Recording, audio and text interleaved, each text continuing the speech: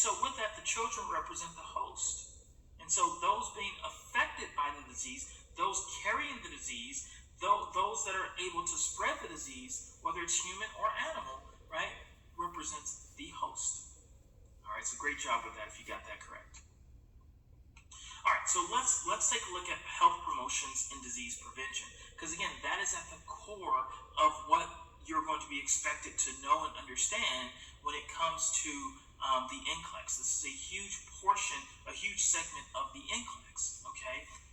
So Healthy People 2020 is an initiative that really is focused on wellness and disease prevention, nutrition programs, exercise programs. Businesses have even adopted as a part of the compensation for employees, wellness programs, okay? And so certainly preventative measures is a huge part of this, right? So preventing disease and improving outcomes, that's one of the biggest things that we do as healthcare providers, is attempt to prevent disease and also improve outcomes, okay? And so with that, vaccination, screenings. All right, so one of the things that we do certainly as healthcare providers is try and advocate for preventive measures, okay? So obviously preventing disease by acquiring vaccines, okay? So take those vaccines, and sometimes you need boosters, and so tetanus booster every 10 years. We'll talk about that as well, okay? Meningococcal vaccine, right? At 18, when you start college or before you start college, right? That's one of them. But certainly shingles vaccine, right? So the varicella zoster vaccine when you're in your 50s and 60s, right? So that you don't get the recurrence of shingles from having had chickenpox when you were 5 years old, right? These are the things that we talk about, and you want to make sure that you're advocating for. And so certainly particular screenings, so colonoscopies, mammograms, right? Pap smears. And all right, so these are just some of these screenings that you want to make sure that you're advocating for, okay? So we now have Gardasil, which is a vaccine to prevent HPV, because HPV serotypes 16 and 18 and other ones are highly associated with cervical cancer. About 90-95% of cases of cervical cancer can be directly related to HPV. So are you advocating for your patients to get Pap smears to obviously identify early on any issues with the cervix that may lead to cervical cancer, which is preventable, by the way, okay? And certainly with the Gardasil vaccine, we can prevent it, okay? And so colonoscopies. So you have to make sure that you're advocating to your patients, especially male patients and minority male patients, about getting a colonoscopy early in your 40s or 50s, especially if there's a family history of colon cancer. Highly recommend it, okay? And so certainly abatement. So if your patient is addicted to any type of medication, addicted to drugs, addicted to marijuana or illicit drugs or cocaine or other street drugs, certainly looking for opportunities to really connect with your patient, understand why they're using these particular drugs, and then attempting to help them to get to a point where they are no longer using these medications to self-cope, right? So maybe they need to be in a support group instead of trying to deal with the problem on their own and self-medicate. And so these are things that you, as a community nurse, are going to make sure that you are advocating for the best outcomes for your patients, okay? And so that's where we get into education about the risk factors, education about the risk, and certainly trying to understand the behaviors that are leading to this particular activity and trying to curtail those behaviors, okay? So you are the biggest advocate for your patient's health, okay? And so certainly early detection and prevention. We talked about screening for mammograms, certainly screening for breast cancer, right?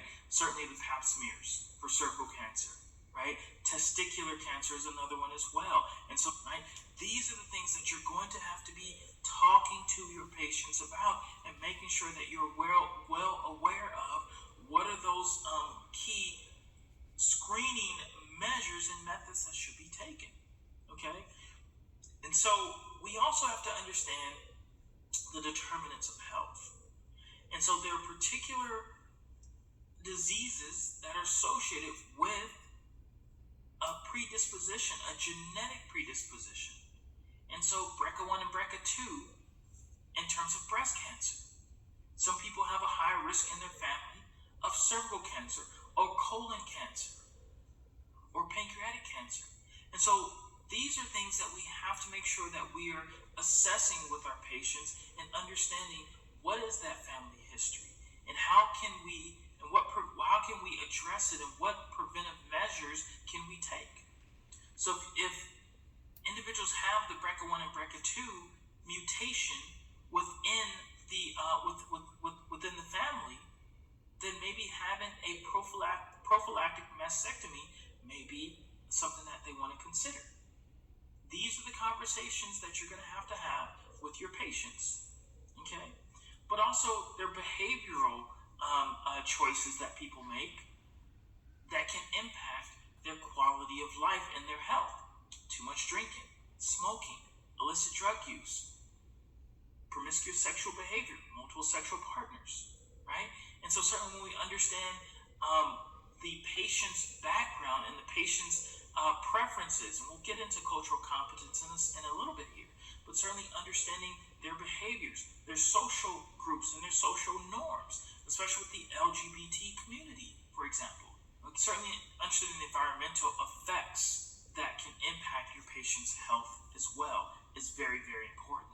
Okay, and so certainly part of your assessment, and we'll talk about wellness assessments later in other videos, but certainly understanding all of those different components that affect your patient's health. And so where do they live? How do they live? What have they done? We'll get into that. Okay, and that's the I Prepare. We'll get into that later. Okay, and so improved access to quality care. So you have to make sure that you are providing as much quality care as possible, but advocating for your patient to take control and take ownership of their health and making sure that they know that you're here for them. But not just you, the entire healthcare community is there to help them. And so there should also be healthcare system accountability. And so making sure that we are protecting our patients, making sure that we are advocating for our patients, making sure we are respecting our patients' privacy. And so we get into the HIPAA laws there as well. And so we'll talk about HIPAA. And so protecting patients' health information, okay? And so certainly advocating for healthy choices. And so at the end of the day, your patient has the ability to make choices and make the right choices.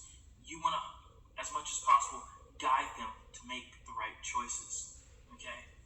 And so with that, we talk about non-clinical efforts as well. So can't press this enough. Certainly increasing awareness, right? Increasing awareness and education around wellness programs, around getting treatment early, right? Around prevention, okay? And so, like I said, certainly lots of workplace wellness programs. And so a lot of businesses have actually hired nurses to come in and do blood pressure screenings, do diabetes screenings, and just check on their employees. All right, so with that, let's get into another topic. And so this topic is around being culturally competent